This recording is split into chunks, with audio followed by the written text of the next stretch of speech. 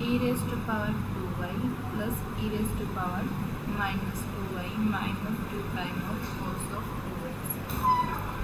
अब आपको यहाँ से कैलकुलेट करना है एफ ऑफ जेड क्या होगा। फॉर्मूले के अकॉर्डिंग ये क्या है, एफ जेड अगर आपका u प्लस आयटा v है, आयटा एफ ऑफ जेड क्या होगा, eta time of u minus v। दोनों को ऐड करोगे, एफ जेड को कॉमन ले लो, रियल और इमेजिनरी पार्ट को अलग अलग करो। तो यहाँ से हम क्या देखेंगे, u माइनस वी आपका u है और इसको v मान लो। It means v is given, तो क्या होगा integration f of v of y z comma 0 plus iota v of x z comma 0 dz plus c। तब आपका ये वैल्यू आएगी किसकी, f ऑफ z की। v आपका ये है, इसमें v का partial derivative with respect to y नहीं हुआ, ये नहीं हुआ क्या, पार्शियल डेरिवेटिव नहीं हुआ। Yes ma'am.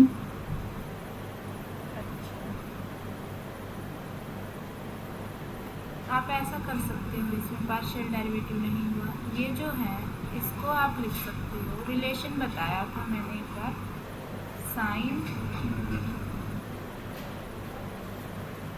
2h hyperbolic y होता है आपका e raise to power 2y minus e raise to power minus 2y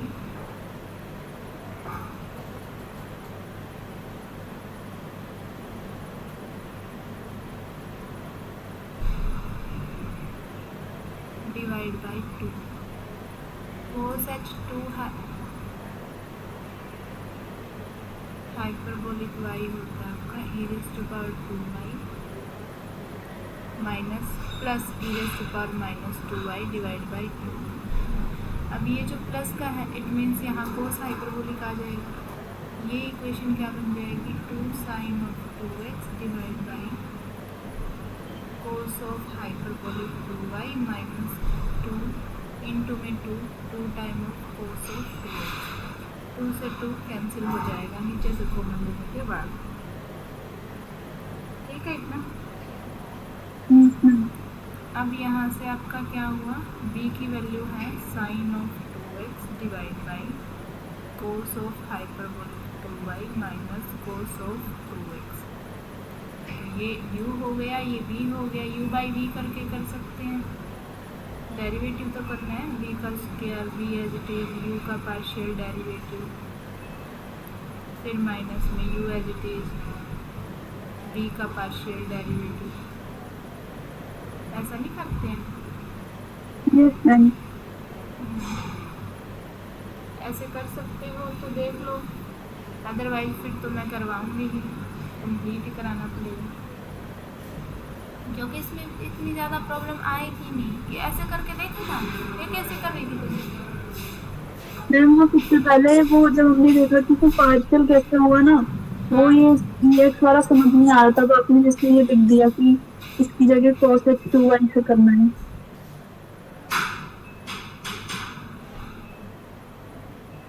अच्छा, अभी क्या कह रही हो तुम, अभी एक हो जाएगा या मैं सोल्व कराऊँ।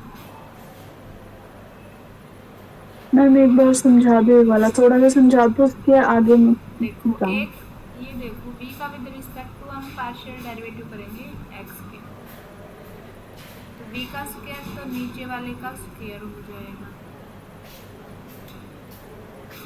अब इसका स्क्वायर, अब नीचे वाला ये जो कितना भी है वो as it is cos hyperbolic 2y minus cos of 2x, और जो ऊपर वाला है साइन ऑफ 2x का, उसका जब डेरिवेटिव होगा तो क्या आएगा value, 2 cos 2x, 2 cos 2x,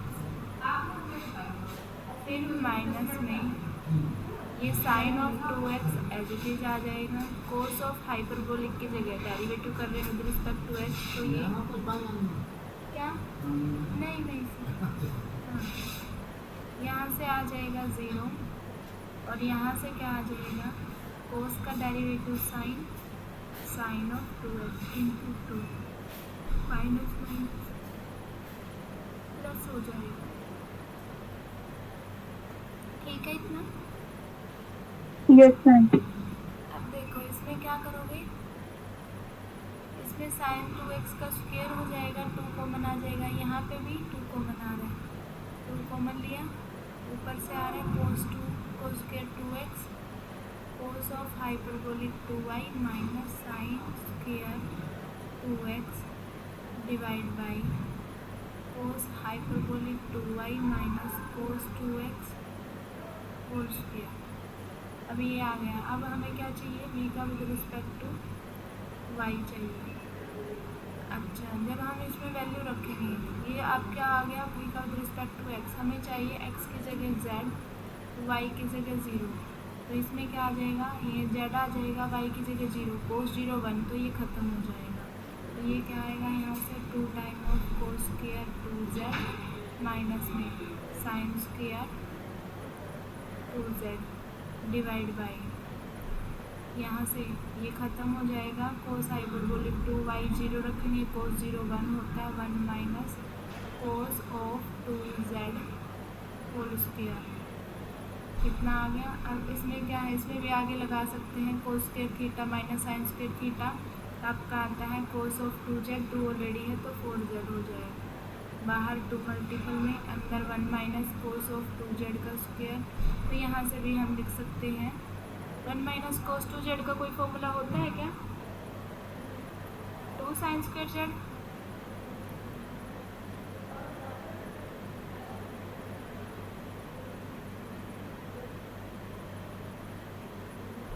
hello please. Yes ma'am. हाँ, फॉर्मूला होता है क्या। Yes ma'am.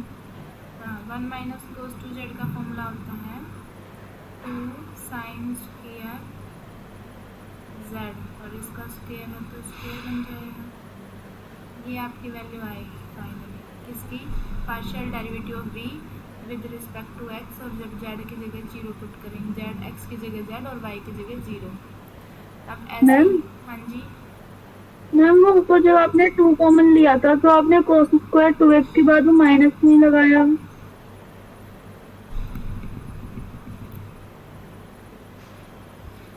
यहाँ से 2 कॉमन लिया था क्या। मैम जब नीचे वाला आपने cos 2y minus cos 2x लिया था ऊपर, हाँ, तो उसके बाद में आपने जो अगले वाले स्टेप में 2 कॉमन लिया है मैम, इससे नीचे।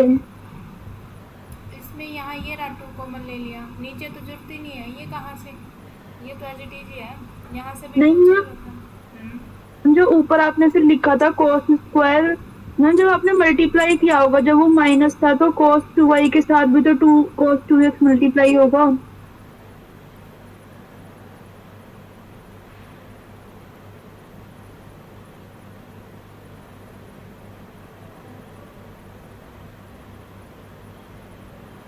हेलो। अच्छा, आप ये बोलना चाह रहे हो जब इसके साथ मल्टीपल होगा, मैम जब ये आपने बच गया, cos यहाँ 2x बीच में को, माइनस का सिंबल है, ये मल्टीपल में नहीं है। अच्छा, मैंने इसको सोल्व किया है, मल्टीपल ही बना के सोल्व करा है। अच्छा, इसके बीच में माइनस है, ठीक है, इसकी मल्टीप्लाई इसके साथ आई तो आएगा, यहाँ पे स्क्वायर नहीं आएगा। ठीक है, जब इसके साथ करेंगे तो माइनस टाइम 2 और cos स्क्वायर x अलग से आएगा, इसमें साथ में माइनस cos स्क्वायर 2x अलग से भी आएगा, और ये टर्म तो एज इट इज आएगी, फिर इसमें सिर्फ 2z आएगा।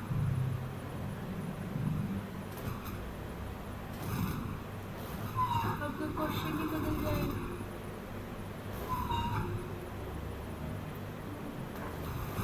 मैम एक बार ये फिर से लिखना, कुछ समझ में नहीं आ रहा, आपने वाला कहाँ लिखा है।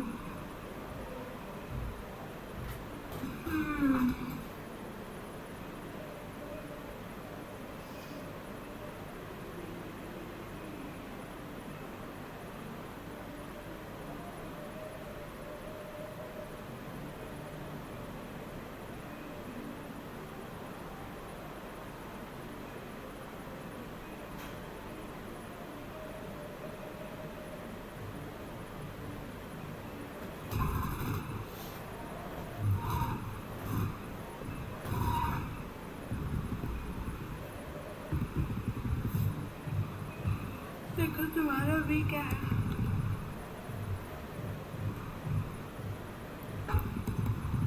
ये है आपका sine of 2x divide by cos of hyperbolic 2y minus cos of 2x। ये आपका v है।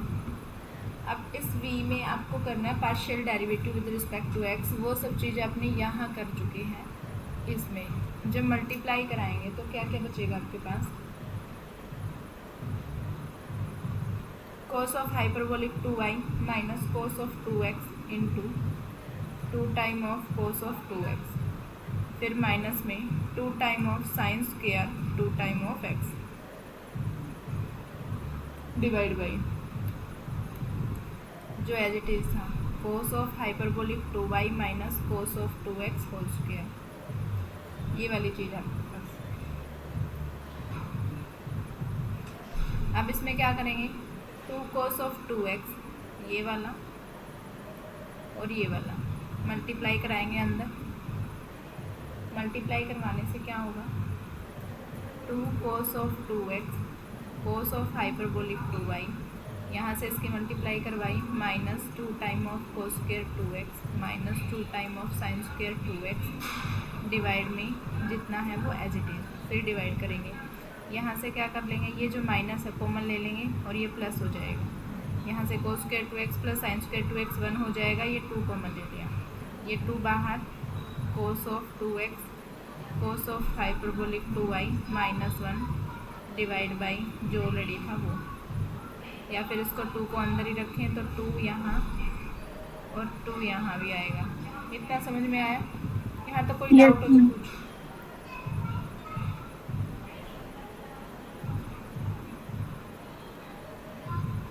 आ गया। ठीक है, अभी हमें क्या निकालना है? v का विद रिस्पेक्ट टू y और निकालना है। y का निकालने के लिए क्या करेंगे?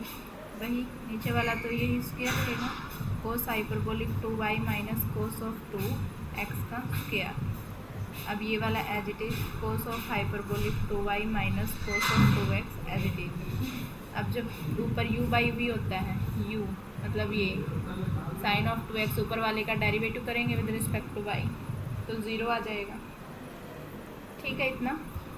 नीचे वाले का स्क्वायर फिर नीचे वाला एज इट इज ऊपर वाले का ये, तो अब क्या करेंगे? 0 इंटू में 0 फिर माइनस में sine of 2x as it is और नीचे वाला फंक्शन है उसकी डेरिवेटिव करेंगे। नीचे वाले में कोस ऑफ 2x का 0 हो जाएगा, कोस ऑफ हाइपरबोलिक 2y का क्या आ जाएगा? साइन ऑफ हाइपरबोलिक 2y और 2y का 2 आ जाएगा।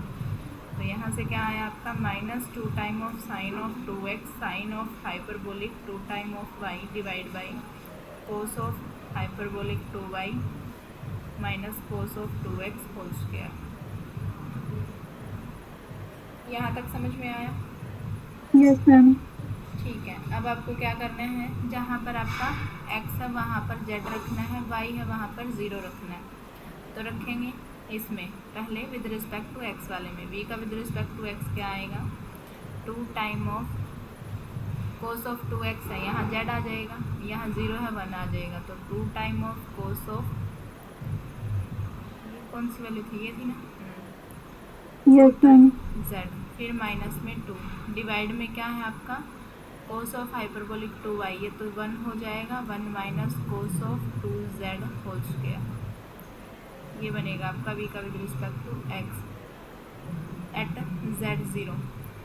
अब v का with respect to y at z0 क्या होगा? ये देखो साइन 0 0 हो जाएगा, यस मैम। 0 इंटू समथिंग 0 बन जाएगा। अब आपको क्या कैलकुलेट करना है? एफ जेड कैलकुलेट करना है। v गिवन है तो एफ जेड क्या होता है? Integration v of y z0 plus iota v of x z0 into D Z plus C. अब वी एक्स आपका वी वाई आपका 0 है। अब इसकी जगह ये वैल्यू रखेंगे तो इक्वल टू आएगा आयटा टाइम क्या वैल्यू थी हमारी? 2 time of cos of 2z minus 1। तो 2 कॉमन ले लिया, लिखेंगे cos of 2z minus 1 divide by 1 minus cos of 2z whole square dz। इतना ठीक है? Yes ma'am. ठीक है।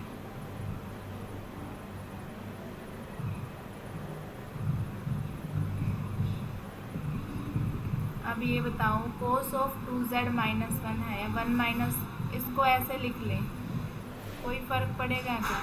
2 time of iota cos of 2z minus 1 है, नीचे कोस ऑफ 2z माइनस 1 करेंगे और फिर स्क्वायर करेंगे, कोई दिक्कत है? स्क्वायर माइनस 1 का स्क्वायर हो जाएगा दोबारा से। Yes ma'am. ठीक है, तो ये एक पावर से एक power cancel, 2 iota divide by cos of 2z minus 1 dz। अब कोस ऑफ 2z माइनस 1 को क्या लिख सकते हैं? Minus time of 2 sine square z लिख सकते हैं dz। 2 से 2 कैंसिल हो जाएगा, ये आपका आ जाएगा minus iota divide by sine square को क्या लिख सकते हैं? Cosecant square z dz। Cosecant square z dz इतना हो गया। Yes ma'am. ठीक है, अब कोसिकेंट स्क्वायर z का इंटीग्रेशन करना होता है।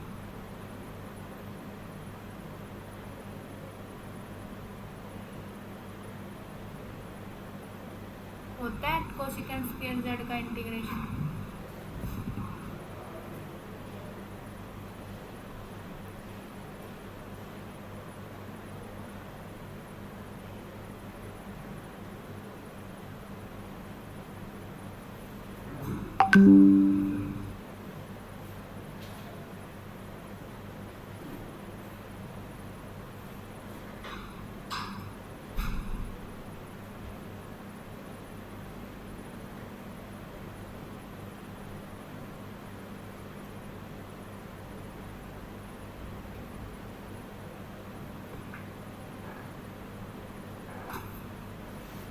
हाँ जी, कोसिकेंट स्क्वायर z का कुछ इंटीग्रेशन वगैरह होता है क्या?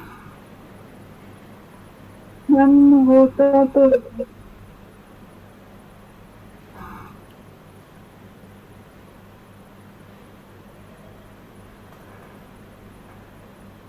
क्या बोल रही हो? मैम होता तो है। तो बताओ।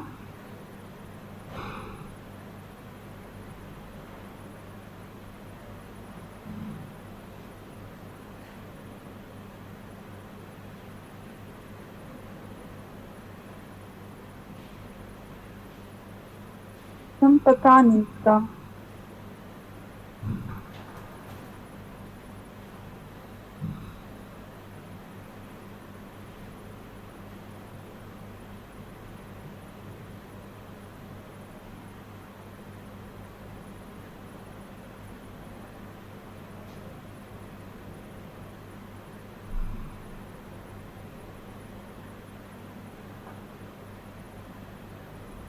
जब कोसिकेंट स्क्वायर z को ना सब्स्टिट्यूट करके निकालना पड़ेगा। कोसिकेंट स्क्वायर z होगा आपका, ऐसे करके लिख सकते हो 1 बाई साइन स्क्वायर z, वही वापस लिखेंगे तो। अगर हम इसको लिख सकते हैं secant square z divide by ten square z, क्योंकि जब आप लिखोगे कोसिकेंट का तो 1 by cos z divide by sine square z divide by cos square z, तो कोस से कोस 1 बाई साइन बच जाएगा दोबारा से। तो हम ऐसा करके लिख सकते हैं और फिर सब्स्टिट्यूट लगा सकते हैं कुछ। सब्स्टिट्यूट लगाने से हमारे पास इसका जो इंटीग्रेशन आता है वो ऐसे आता है minus time of cot of z। इसको सब्स्टिट्यूशन से यूज सोल्व करेंगे तब ये आएगा। एक बार आप अलग से ना कोसिकेंट स्क्वायर z को इंटीग्रेट करके देख लेना, डायरेक्ट इंटीग्रेशन ही होता है। तो यहाँ से minus time of cot of z आता है और एक माइनस आपका ऑलरेडी है।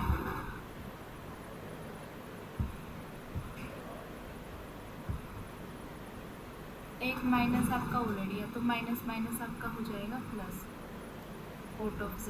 ये किसकी वैल्यू है? कैपिटल एफ ऑफ z की वैल्यू है ये। और स्मॉल एफ ऑफ z निकालने के लिए कैपिटल एफ ऑफ z को 1 प्लस आइटा से डिवाइड करना होता है। ये आपका कैपिटल एफ ऑफ z है विद आइटा, उसको डिवाइड करेंगे 1 प्लस आइटा से। फिर आपका आंसर आएगा। ठीक है,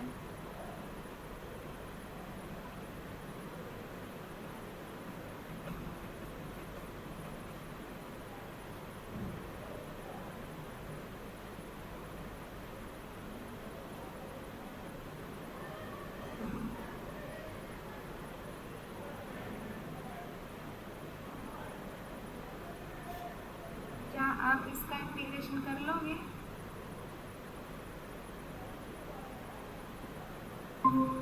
आवाज आ रही है आपको?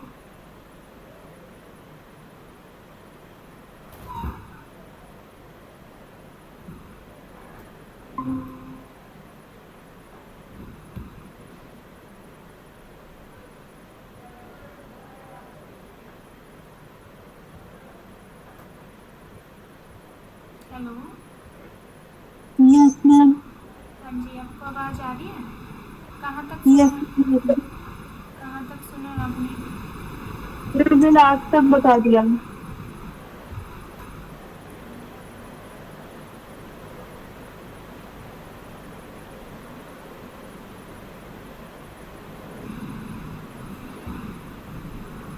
ठीक है, हो जाएगा अब ये question. Yes ma'am.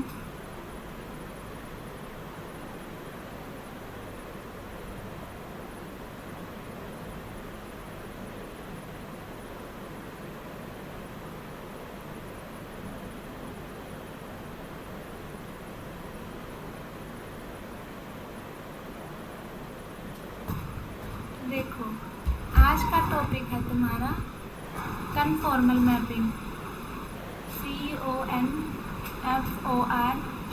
CONFORMAL, conformal mapping. Conformal mapping क्या होती है आपकी? मान लीजिए, देखो आपके पास एक जेड प्लेन है जिसमें जेड की वैल्यू क्या है आपकी x प्लस आल्फा वाई, और एक है आपके पास डब्ल्यू प्लेन जिसके अंदर u और v वैल्यू होती है। ठीक है, अब इसमें क्या होता है, यहाँ कोई पॉइंट होता है, मान लो x, y कोई भी पॉइंट है। ये कोई ग्राफ ऐसे बना रहे हैं, कोई C1 ग्राफ है और कोई C2 ग्राफ है, ये C2 है, इस पॉइंट पर कट कर रहा है। तो हम क्या कहते हैं, जेड प्लेन और डब्ल्यू प्लेन में हम एक रिलेशन ढूंढते हैं, जहाँ यहाँ एक पॉइंट है ना P पॉइंट, इसके कोरिस्पोंडिंग इस डब्ल्यू प्लेन में भी कोई ना कोई पॉइंट क्यों होगा जिसके कोऑर्डिनेट u और v होंगे। ऐसा कोरिस्पोंडेंस होता है इन दोनों के बीच में। इसकी कोरिस्पोंडेंस के लिए कि एक पॉइंट के कोरिस्पोंडिंग अगर जेड प्लेन में कोई पॉइंट है तो उसी के कोरिस्पोंडिंग डब्ल्यू प्लेन में कोई पॉइंट मिलेगा।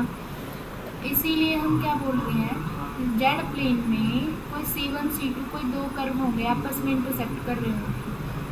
अगर यहाँ पर कोई दो कर्व इंटरसेक्ट कर रहे हैं तो हमें सेम यहाँ पर कोई दो अलग C1 डैश और C2 डैश कोई कर्व मिलेगा जो एक दूसरे के साथ इंटरसेक्ट करेंगे और कुछ पॉइंट पर होगा। मान लो W equal to W naught point पर है, यहाँ Z equal to Z naught point पर है। मान लो x एक्सिस के साथ अल्फा एंगल बना रहा है, ये एंगल बना रहा है बीटा समथिंग, सेम एंगल। अगर ये दोनों एंगल सेम हो जाए, अल्फा और बीटा सेम एंगल से एंगल सेम हो, और रोटेशन जो होता है, मान लो ये एंटी क्लॉकवाइज एंगल बना रहा है, जो रोटेशन है अगर ये एंटी क्लॉकवाइज बना रहा है ना तो ये भी एंटी क्लॉकवाइज ही बना है।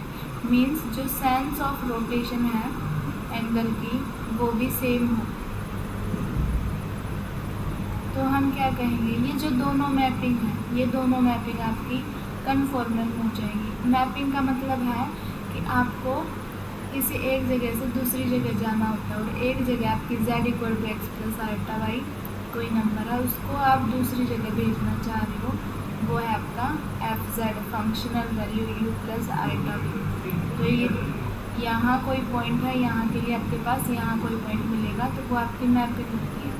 और मैपिंग में कन्फॉर्मल मैपिंग के बारे में क्या है कि एंगल आपका सेम रहे, वो चाहे कैसे भी कट करे, और उसकी जो रोटेशन है सेंस ऑफ रोटेशन अगर एंटी क्लॉकवाइज ये है तो ये भी एंटी क्लॉकवाइज है, क्लॉकवाइज है तो ये भी क्लॉकवाइज।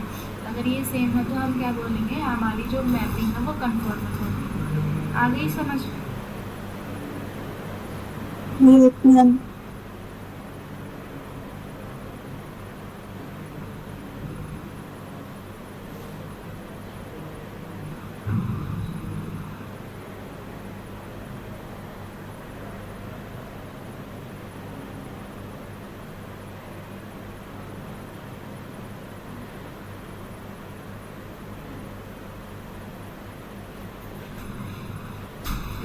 हाँ जी हम फाइल से करवानी थी। हेलो मैम वो डिस्टर्ब कर दिया क्लास है मैम। ना? नहीं मैम कैंसिल कर दो क्योंकि नहीं नहीं नहीं क्लास नहीं कैंसिल करनी, ये भी क्योंकि कैंसिल डीटीएमएस है नहीं। पहले क्यों नहीं बुलाया, मैं आ जाती। पहले क्या अभी तो पता चला अभी कि तो लैब पता से चला आया अभी है। लैब से आ गया डीएमएस का है। ये गलत बात है तुम्हारी, मैं नहीं आने वाली हूँ। अरे मैम सच हो रहा है बताओ। क्या मेरी भी तेरे पास ही है क्या? अच्छी बात नहीं है तुम्हारी, लाओ। 5 मार्क्स काट लेना इस बात पे।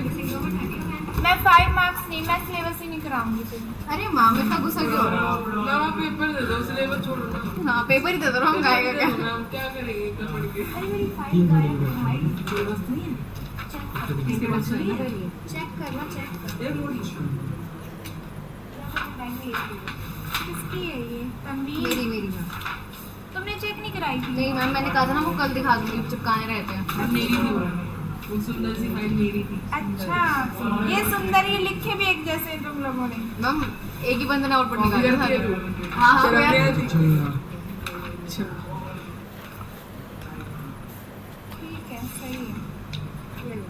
तो टेक्नोलॉजी रुकना भी देती हूँ। मेरी भी रहती है। कांग्रेचुलेशंस आप भी ऑफिशियली टीचर हैं। क्या? कि अब टीचर बन गया आपको कांग्रेट्स करना क्यों? है। पता नहीं है। अरे सही बात है। Thank you. क्या है, फोर्थ है ना? एक्सपेरिमेंट नंबर में पेज नंबर लिख रही है। क्या फर्क पड़ता है तेरी पहले? हाँ, तो गलत होना लिख रही है। पेज नंबर मैंने भी लिख जो दिया। है ना वो तो लिख चुकी हूँ मैं सीन से। ये भी अच्छा, ठीक है। मैं बोलने लगूँ तो बोल दूँ। 4 5 6 7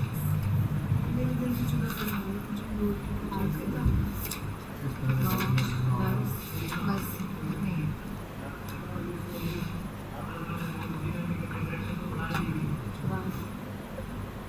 Zero, one, डेट कर इसे डेट नहीं पता मैंने खुद नहीं लिखा था। अरे यार जो पिछली लाइफ की लास्ट थी। सबने सेम कॉपी किया होगा ना, तीनों ने तो। देख चारों एक और आएगा मुझे अब थोड़ी Yes, देर। देखने की जरूरत 5 हो नहीं गए ना है। फिर तो। 4 तो नहीं। अब एक और आएगा अभी थोड़ी देर। क्यों टाइम लगा रहे हो, हैं? वही तो मैम। मैम अभी टिक भी नहीं मारा। टिक तो मारते कम से कम। मैम लास्ट पेज में मारा बस। वही तो। तुम्हारे लिए छोड़ दिया, कुछ तो तुम्हें भी फीलिंग आनी चाहिए। हाँ ठीक है अब हम चेक ही नहीं हुई। तभी तो कह रहा ना ऑफिशियली हो आप कहो तो रेड पेन के बीच में टिक हमको मारनी ये लिख लेना आप। Yes ma'am. मुझे लगा आपने मिस कर दिया। आपने साइन 2 बार करे हैं ना? हाँ, 2 ही तो करने एक्सपेरिमेंट। फर्स्ट वाले पे नहीं Introduction। करोगे? इंट्रोडक्शन में नहीं लिखा आपने साइन नहीं? उसके अरे एक्सपेरिमेंट इसके में साथ ही तो है साथ ही है। इंट्रोडक्शन, 2 ही एक्सपेरिमेंट हुए फिर। अच्छा, जोड़ी कर रहे हैं आपको। हमें कहता टिक बीच में मार देना अच्छा सा लगता है। ये सही बात है। आउटपुट तो कुछ तो मार दो फीलिंग आए हैं। आउटपुट तो मार दो बाकी छोड़ दो नहीं मैम इसको मम्मी चेक करती करी। पता है, कल मैं इसको ठीक करने के लिए बोल रही है ऐसे लिख लेना, कहते लाना, अब कुछ नहीं हाँ। करना। तो मैंने सोचा क्या पता कुछ हो जाए, मैं नहीं कर रही थी। तुम्हें अच्छा भी तो दिखना चाहिए, तुमने कुछ तो बनाया। इतना भी अच्छा ना हो कि रेड पेन ही नहीं है मैं फाइल में एग्जाम देने में हमारे मैंने काम बोला से अच्छा तो आपका साइन ही है। सही बात है। मैं भी वही देख रही हूँ। अरे हो जाएगा।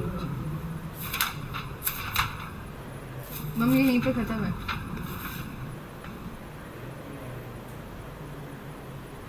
मैं एक दो टिक आउटपुट करूँगा अच्छा लगता है यार कभी चलेगी मैं देखा बस इनको तो क्लास ले रहे ना फिर। नहीं नहीं लूंगी क्लास। मैम नहीं, हम क्लास लेंगे। लूंगी। नहीं क्लास क्लास लूंगी, आऊंगी मैं। जल्दी छोड़ दो। कितनी देर में छोड़ दोगे? मैम 1 या घंटा फिर ग्राउंड 10 में मिनट नहीं पढ़ना अभी है। ले लो मैम। 15 मिनट पहले मैम छोड़ दो। 2:30 क्लास ले अभी लो। है मेरी 2:30 क्लास, तो फिर IT2 हम में है। 1 घंटा वेट थोड़ी करेंगे क्योंकि break अच्छा, है ना। मैं सुबह से वेट कर रही हूँ, देखो पूरा स्लॉट खाली था। बुला लेते किसी भी टाइम। हमारी तो हमारा एक काम पूरा करो, एक काम करो ना, 2:30 बजे वालों को बोल दो 3:30 कर लेंगे। हाँ वो नहीं रुक सकते, वो मॉर्निंग वाले आए। जो नहीं रुक सकते तो इसलिए- देखो ना। उन्हें भी 15 मिनट पहले छोड़ देना ना, कैसे रुकेंगे? फिर हमारी क्लास में आ जाना। हाँ ठीक है। उन्हें 15 मिनट पहले छोड़ के और हमारी तुम क्लास बैठो, में आ 2:30 जाना। बजे लेके मैं उनको 3 बजे छोड़ देना था, हमारे पास आ जाना फिर। नहीं आ सकती मैम, छोड़ना ही पड़ेगा। अभी की चलो मैम बात को करेंगे। नहीं नहीं नहीं मैम नहीं यूनिट छोड़ेंगे। 2 शुरू करनी है ना, ऐसा नहीं हम कल है। से एक वीक करा आ देंगे। जाओ बस। कल से करा देना। हाँ तो कल से नहीं, आज 2 लेक्चर की जरूरत है, सिर्फ 6 लेक्चर में सिलेबस कंप्लीट तो करना। मैम जैसे ऐसा कोई मत एक करो रुक जाएगा मैम। चलेगा। ऐसे मत करो, अगले हफ्ते आपके सारे लेक्चर ले लेंगे ना, वैसे भी उसके हाँ। अगले हफ्ते बच्चे नहीं 4 आएंगे, ही हम होने हैं, 4 ही लेक्चर होने, सारे नहीं होते। 4 ही तो एक आधा लेक्चर extra एक ले वीक लेना, में। एक आधा extra ले लेना। हम आपको मैंने कहा था ना ट्यूसडे को ले लिया करो, स्लॉट खाली होता है हमारा। आप बताते तो नहीं है, मेरा भी होता है। हम 10 से कल 12 आके लैब के डिस्कस बाद। कर लेंगे ये चीज अच्छे से। हाँ। कोई नहीं, आज पहले क्लास लो फिर डिस्कस करेंगे। आज चलो तो भागो। हम 3 बजे ले लेना क्लास पर। 3:15। और कहाँ बैठोगे ये बताओ। कहाँ बैठते हैं? जहाँ होते हैं वहीं बैठते हैं। ये याद है, मैं बताओ। ऊपर 3rd फ्लोर पे और कहाँ कि नीचे ही बैठे हैं। 3rd floor। 4th फ्लोर वहाँ तो बंद हो जाता है ना हाँ बंद हो जाता है। बंद हो जाता है। फिर। नीचे नहीं आ जाएंगे मैम। किसी लैब में बैठ कहीं जाएंगे। मिल गया तो मैम ले लेना, नहीं मिले तो कैंसिल कर देना। कैंसिल नहीं, मैं आपकी बात नहीं मिले ना, मैं चोटी को शिकायत कर दूंगी फिर भाई। मैम एचओडी को कैसे करोगे? देख लो, मैं अप्लाइड साइंस के चोटी को बोल दूंगी कि बच्चे खुद नहीं आ रहे, और मैंने बोल दिया होगी यूनिट। जो भी आशीष सर है ना, CSE पीछे है, वो पिछले साल में उन्होंने वो पढ़ाई है, कौन सी पढ़ा रहे हैं? DS पढ़ाई थी, उन्हें पता है। चल दरवाजा बंद कर दे फिर।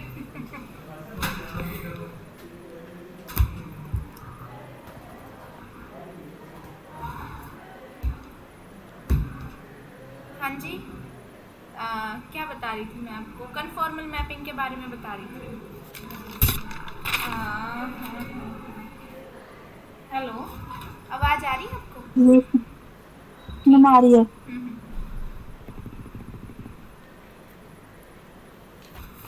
कन्फॉर्मल मैपिंग में डेफिनेशन इतना समझ में आ गई? यस नहीं। इसके अंदर होता है एक क्रिटिकल पॉइंट,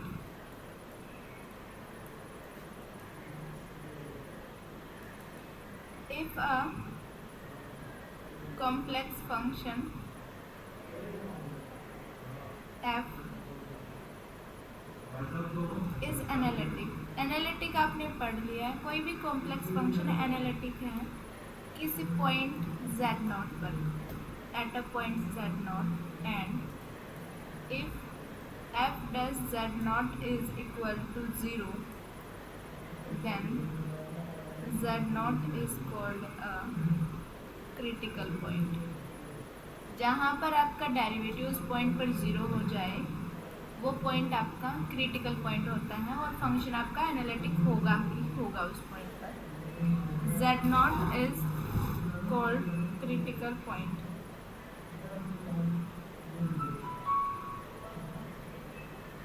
उसके बाद रहेगा आपका कन्फॉर्मल मैपिंग कहाँ पर होती है। हेलो, हाँ जी, गुड आफ्टरनून। नहीं, क्या हुआ?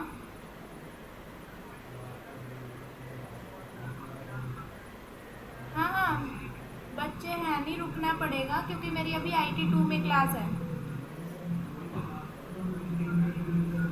बच्चे अभी मेरे पास फाइल चेक करा के गए हैं, 4 बच्चे तो, और 5वें तुम हो।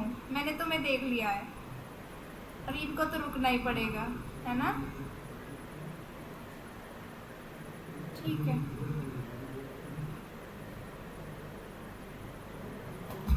हाँ जी, f कोई भी एनालिटिक फंक्शन है domain D containing z0 if f plus z0 is not equal to 0, जहाँ पे डेरिवेटिव z0 पर इक्वल टू 0 नहीं है, वहाँ पर आपका फंक्शन क्या हो जाएगा? ये जो w equal to fz function है वो वहाँ पर आपका कन्फॉर्मल फंक्शन, कन्फॉर्मल मैपिंग हो जाएगी। क्या समझ में आया? क्रिटिकल पॉइंट को छोड़कर आपका फंक्शन हर जगह कन्फॉर्मल होगा। क्रिटिकल पॉइंट को है कि आपका एफ डैश जहाँ पे डेरिवेटिव 0 होगा वो आपका क्रिटिकल पॉइंट है, उसको छोड़कर हर जगह आपका एनालिटिक फंक्शन कन्फॉर्मल बनता है। या आप बोल सकते हो जहाँ पे डेरिवेटिव नॉन जीरो है वहाँ पे आपका फंक्शन कन्फॉर्मल बनता है। इसको समझने के लिए एक एग्जाम्पल देख लो। Determine where the function is conformal. तो आपका जो एफ जेड है वो क्या है, हम मान लेते हैं Z cube minus 3z plus 1। ये आपका एफ जेड है, इस पर आपको चेक करना है कहाँ पर आपका कन्फॉर्मल है। उसके लिए आपको डेरिवेटिव करना पड़ेगा, differentiating equation number first with respect to z. तो जेड क्यूब का 3z स्क्वायर माइनस में 3। अब ये इक्वल टू 0 कहाँ होगा, 3 कॉमन ले लो, Z square minus 1 equal to 0, Z equal to plus minus 1। यहाँ आपका क्या रहता है, ये क्रिटिकल पॉइंट आ गया। इस पॉइंट को छोड़कर हर जगह आपका फंक्शन क्या रहेगा, कन्फॉर्मल रहेगा। ये मैपिंग जो एफ जेड है वो हमेशा कन्फॉर्मल रहेगी, किन पॉइंट्स को छोड़कर, प्लस माइनस 1 को छोड़कर। तो हम रियल बोलें या कॉम्प्लेक्स, जेड तो कॉम्प्लेक्स में होता है, सी में से क्या सब्ट्रैक्ट कर दें, प्लस माइनस 1 अगर हटा दें इस पॉइंट, इस पूरे रीजन में आपका function F Z will be conformal mapping. सिर्फ इन पॉइंट्स पर नहीं होगा, बाकी हर जगह होगा। ये चीज़ समझ में आ गई।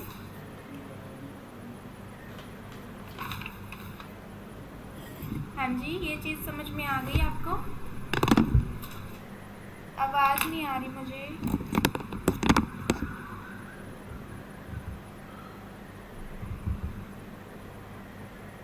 हेलो, मैं सी वाला दोबारा बता दो। अच्छा देखो, पूरे कॉम्प्लेक्स प्लेन में जेड है आपका, इट मैंने मींस भी अपने सी हाँ। मैंने भी अपने सी लिखा है वो दोबारा बता दो। हेलो देखो, मैम आवाज़ जो आ- आपने सी लिखा है वो दोबारा बता दो। अरे तुम सुन, आवाज़ आ रही है मेरी तुम्हें?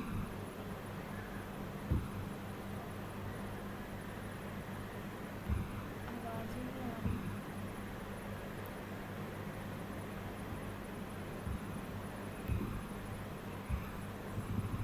नहीं, अपनी आवाज नहीं आ रही। ये जो सी है आपका, इस पे क्वेश्चन मैम अब आ रही है। ठीक है। ये जो सी लिखा है क्यों लिखा है, सी रिप्रेजेंट कर रहा है आपका कॉम्प्लेक्स नंबर्स को। C represented as complex numbers. Z आपका एक्स प्लस आइटा वाई है, वो जेड आपका कॉम्प्लेक्स नंबर होता है। पूरे के पूरे रीजन में जितना भी आपका कॉम्प्लेक्स नंबर है, जो भी आपका सबसे बड़ा रीजन आपका रहता है कॉम्प्लेक्स नंबर का, उसके बाद रियल नंबर आते हैं। पहले कॉम्प्लेक्स फिर रियल, उसके बाद आपके तो जो इंटीजर, रैशनल, इरेशनल वो आते हैं। तो सबसे बड़ा जो पूरे स्पेस की बात करें तो कॉम्प्लेक्स नंबर होता है। कॉम्प्लेक्स नंबर्स में से अगर आप प्लस माइनस 1 हटाओगे, वो जो भी रीजन बचेगा वो आपके पास क्या रहेगा, जहाँ पर आपकी मैपिंग कन्फॉर्मल हो सकती है।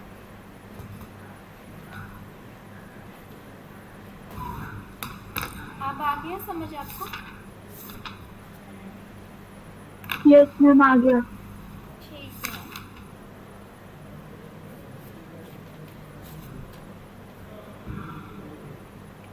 नेक्स्ट क्वेश्चन क्या है आपके पास?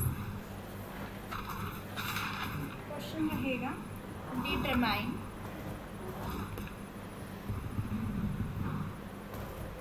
क्वेश्चन नंबर 2 रहेगा determine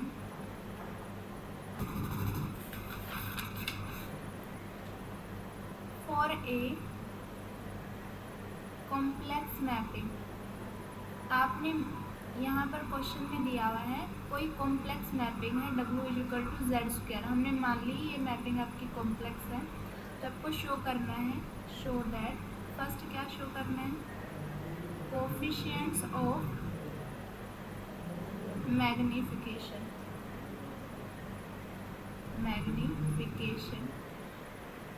eight z=2 + iota is √5। Second क्या है, एंगल ऑफ रोटेशन।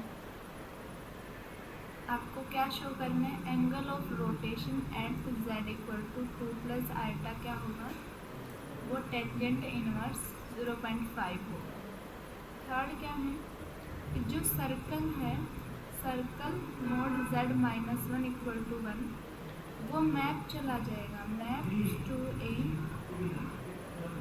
कार्डियो किस में मैप कर देगा वो उसको 2 × 1 + cos of 5 में मैप कर देगा, जहाँ पर आपका W क्या रहेगा, रो E आइटा फाई रहेगा इन द W प्लेन। एक आपके पास Z प्लेन है, एक आपके पास W प्लेन है। ये आपका क्वेश्चन है। क्वेश्चन समझ में आया? सबसे बड़ी चीज़ है क्वेश्चन ही समझ में आ जाए तो बहुत कुछ हो जाएगा। पहले आपने चेक किया कि आपका मैपिंग कन्फॉर्मल होगा कि नहीं होगा, होगा तो कैसे होगा।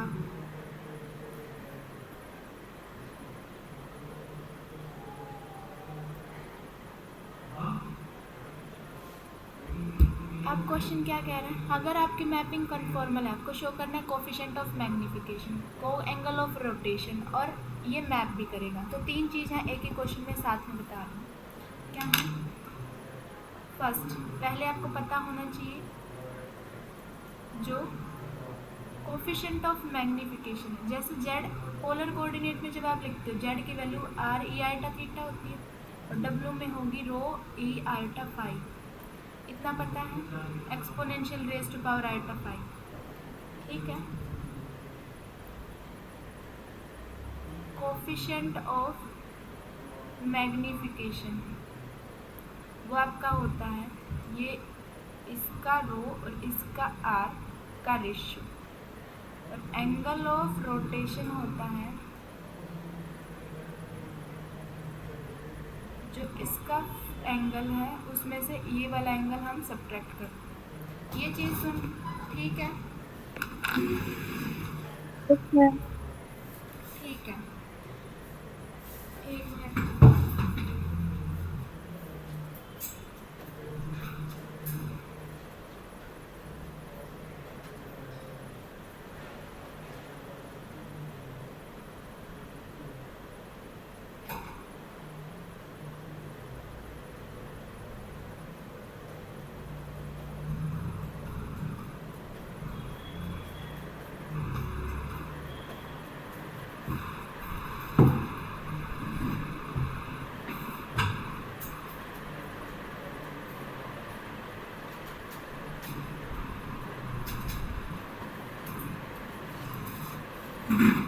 हाँ जी, देखिए आप पहले क्या कैलकुलेट करोगे, किस पॉइंट पर दिया हुआ है z =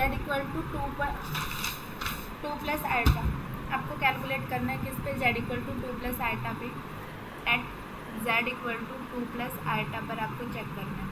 इट मीन्स x कितना आपका 2 है, y है आपका 1।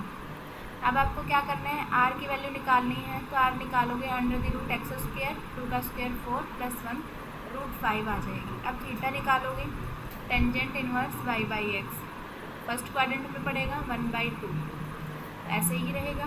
टेंजेंट इनवर्स 1/2 की वैल्यू नहीं होती। अब आपको क्या निकालना है, r आ गया, थीटा आ गया। अब निकालना है फाई और रो, क्योंकि आपको पता है w की वैल्यू क्या है, z²। अब z की वैल्यू पता है तो 2 + आइटा का स्क्वायर करेंगे, 2 का square 4 + 1 minus plus 2 to 4 iota = 3 + 4 iota. अब w की वैल्यू आ गई, यहाँ से हम क्या निकाल लेंगे, रो की वैल्यू निकाल लेंगे। ये किसके इक्वल होता है, एक्सपोनेंशियल e ऑफ फाई। रो कैसे निकलेगा, बस नोटेशन का फ़र्क है, वही है सब चीज़ें, x का स्क्वायर + y का स्क्वायर। ये अब इसमें x का स्क्वायर क्या, 3 का स्क्वायर 9 + 4 का स्क्वायर 16, 25 का रूट आ जाएगा 5। अब थीटा निकालना है तो क्या, फाई निकालना है तो क्या होगा, टेंजेंट इनवर्स y/x। y क्या है इसमें 4 है और x क्या है 3 है, 4/3 आ जाएगा। इतना समझ में आया आपको? Yes ma'am. ठीक है। अब आपको निकालना है coefficient of magnification, रो/r।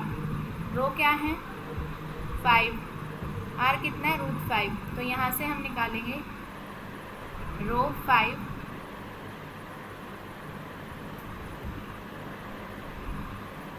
Divide by √5, तो ये कैंसिल होकर √5 आंसर आ जाएगा। दूसरा क्या निकालना है, फाई माइनस थीटा। फाई की वैल्यू क्या है, tangent inverse, angle of rotation क्या आएगा आपका, फाई माइनस थीटा। फाई की वैल्यू है tangent inverse 4/3 minus tangent inverse 1/2। यहाँ से फॉर्मूला लगा लेंगे tangent inverse x minus y का। फॉर्मूला होता है tangent inverse x minus tangent inverse y equal to tangent inverse x minus y divide by 1 plus x y. तो यहाँ से आ जाएगा टेंजेंट इनवर्स, इसकी मल्टीप्लाई इसके साथ 4/3 minus 1/2 1 plus 4/3 into 1/2 equal to tangent inverse 4/3, यहाँ से एलसीएम लेंगे 6 बन जाएगा, 2 4 जा 8 माइनस 3 डिवाइड बाई 1 प्लस 4/6। यहाँ से 2 2 जा 4 2/3 आ जाएगा यहाँ से। फिर एलसीएम लेंगे 3, ये बनेगा tangent inverse 8 minus 3 5/6 divide by 5 3 है ना, ये 3 इंटू 3 प्लस 2 5/3 5 से 5 कैंसिल, 3 से 2 कैंसिल, ये कितना आ जाएगा टेंजेंट इनवर्स 1/2। टेंजेंट इनवर्स 1/2 यही शो करना था आपको। क्या वैल्यू शो करनी थी? एंगल ऑफ रोटेशन क्या आ जाए टेंजेंट इनवर्स 0.5 आ जाए, तो 1/2 equal to 0.5। Coefficient of magnification कितना आ जाए √5 आ जाए। ठीक है, आ गया समझ? Yes ma'am. थर्ड पार्ट क्या कहता है इसका? कहता है इसका जो सर्कल है वो किसी और में मैप हो जाए। सर्कल क्या है z-1 इक्वल टू 1। अब इसको क्या लिख सकते हैं e आइटा थीटा 1 है यहाँ पे, means radius r equal to 1 है। थीटा निकालना है यहाँ से। थीटा कैसे निकालोगे? z-1 इक्वल टू 1 होता है तो z-1 को लिखा जा सकता है e आइटा थीटा। यहाँ से z को लिखेंगे 1 plus e iota theta. e iota theta की वैल्यू होती है cos of theta plus iota sine of theta. 1 plus cos theta का फॉर्मूला होता है हमारे पास 2 कोस के थीटा बाई 2। हाँ जी, मैंने चीज पूछी थी आपने 1 equal to e i theta कैसे लिखा है?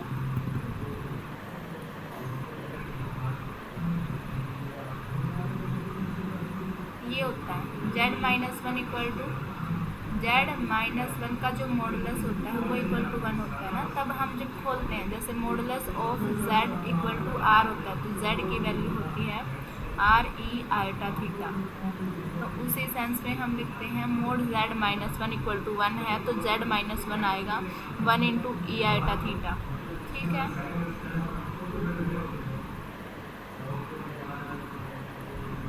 Okay ma'am. ठीक है।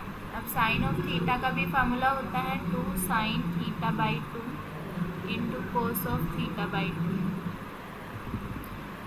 यहाँ से आप निकाल सकते हो 2 time of cos of theta by 2 common आ जाएगा, यहाँ से बचेगा cos of theta by 2 plus iota sine of theta by 2। इतना समझ में आ गया? Yes ma'am. अब देखो आपके पास जब w कितना है z² है। अब ये आपका z आ गया तो z² निकालोगे तो 2 का square 4 cos square theta by 2 into cos of theta by 2 plus iota sine of theta by 2 का स्क्वायर इक्वल टू, यहाँ से निकालो स्क्वायर को, क्वांटिटी को ओपन करो, cos square theta by 2 into cos square theta by 2 iota square -1 sine square theta by 2, फिर plus में 2 iota sine theta by 2 cos theta by 2। इतना ठीक है? अब आपको क्या पता है 2 कोस स्क्वायर थीटा बाई 2 को लिख सकते हैं 1 plus cos of theta into अंदर वाले को इसको, इसका फार्मूला होता है कोस ऑफ थीटा, फिर प्लस में इसका फॉर्मूला होता है sine of theta plus iota sine of theta. ये आपका आ गया। यहाँ से किसकी वैल्यू है? w की वैल्यू है। w कितना है आपका? रो e आइटा फाई। तो यहाँ से क्या हम इसको ऐसे लिख सकते हैं 2 into 1 plus cos of theta into इसको e आइटा थीटा, मतलब फाई के टाइप से यहाँ थीटा आ गया। It means phi equal to theta आ गया। यहाँ से हम ये बोल सकते हैं रो की वैल्यू ये आ जाएगी अगर हम कंपेयर करेंगे तो this implies rho equal to 1 plus cos of theta into 2 time. हाँ जी, ये बता दीजिए क्या यहाँ से कंपेयर करके हम लिख सकते हैं? Yes ma'am. आवाज़ नहीं आ रही तुम्हारी। हेलो। Yes ma'am. ठीक है, देखो हमें यहीं तक करना था कि आपका जो रो है वो किस में कन्वर्ट कर जाए, 2 × 1 + cos थीटा में। देखो क्वेश्चन देख लो चाहे।